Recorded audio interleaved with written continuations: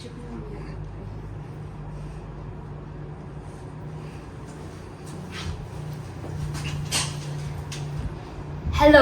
Ako yung babae sa likod ng kwento. Ay wait, hindi pala ako yun. Yung mommy ko pala yun. Alika na dito. May interview ko pa. Ay!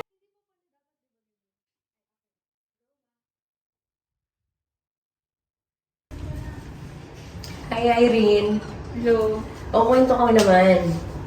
Balita ako narana ka ni Joel. Naalala mo pa kung kailan yun? Mga na 1992. Basta mga second year college.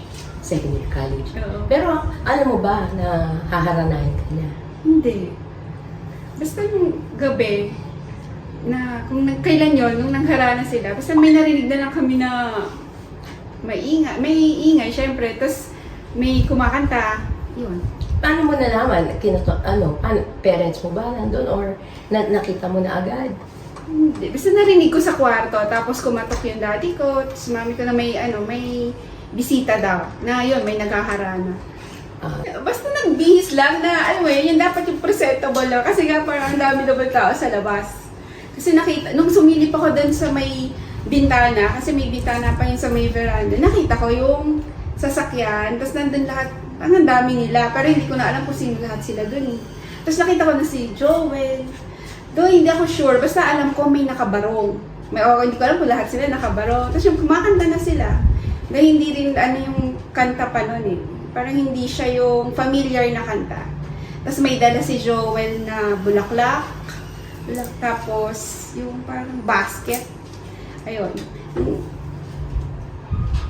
Ano naman yung basket? Anong tinignan ko, tinapa. Tapos sabi ko, bakit tinapa? Parang unusual talaga.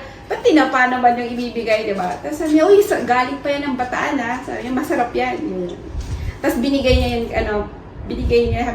sa mami ko. Actually, binigay niya yun sa mami ko. Yung, ng tinapa. Ayun. Nandun ang mami ko at saka daddy ko. Nung lumabas sila kasi nasa may, na kami, after noon, pumasok na siya sa loob. Doon, sa may sala. Kwentuhan lang naman. Tapos ayun, ang sabi lang ng daddy ko nun, Nano, sagutan mo ni Joel, kanyan, sabi niya. Tapos sabi ni Joel, basta yung natatandaan ko, Nano, sagutan mo na ako kanu, okay na ako mga kandali mo, sabi niya.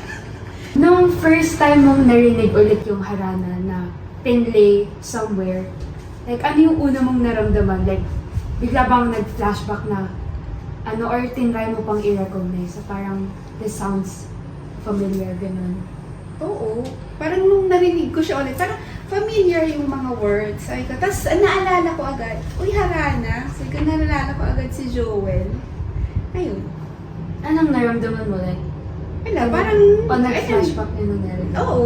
Siyempre, mararemember ko ulit yun. Tapos yung feeling na yun, parang siyempre Anong feeling? Anong Basta feeling? nakakakilig na yun. Ano ba yun? So now, parang ano na yung song na yun for you? Oo, but every time na narinig ko siya, Like, yun lang ang naaalala ko. Associated na talaga yung song na yun. Kay Joel. Tito Joel. Okay. Kinuwento ba sa'yo ng nanay mo? Opo, kinuwento niya. Parang grade school po kami nun. Sige nga, kwento mo nga sa amin paano niya kinuwento sa inyo.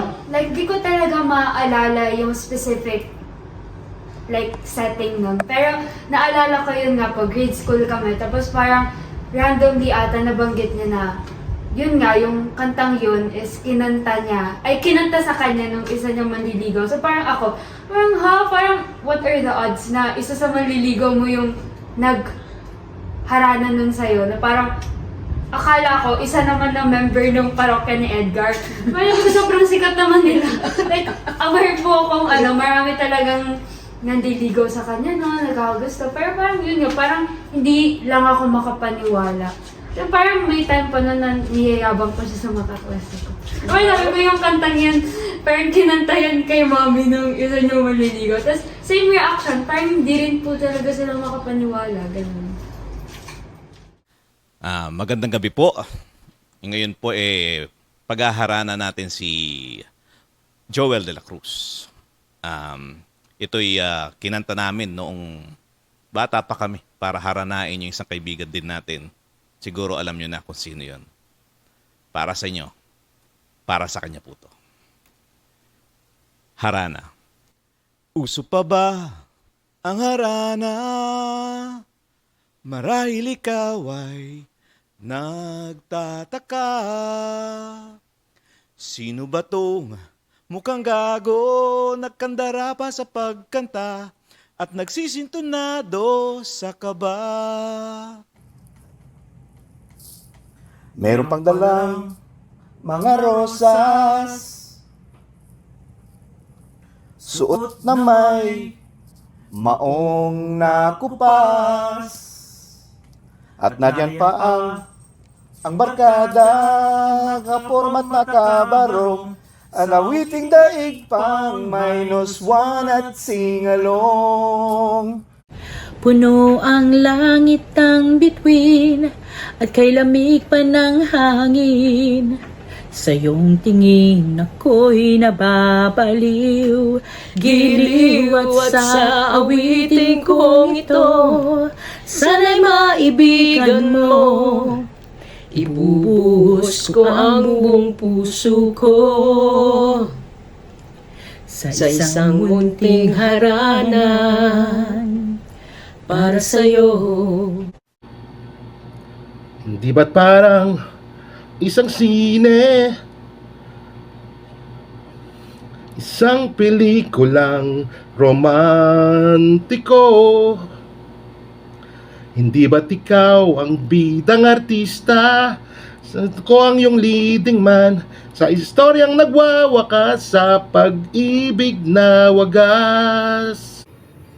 Puno ang langit ng bituin at kay lamig pa ng hangin. Sa iyong tingin ako'y nababaliw, giliw at sa awitin ko ito, sana'y maibigan mo. Ibubuhos ko ang buong puso ko sa isang munting haranan para sa'yo. Puno ang langit ng bituin at kay lamig pa ng hangin. Sa iyong tingin ako'y nababaliw, giliw at sa awitin kong ito, sana'y maibigan mo. Ibubuhos ko ang buong puso ko sa isang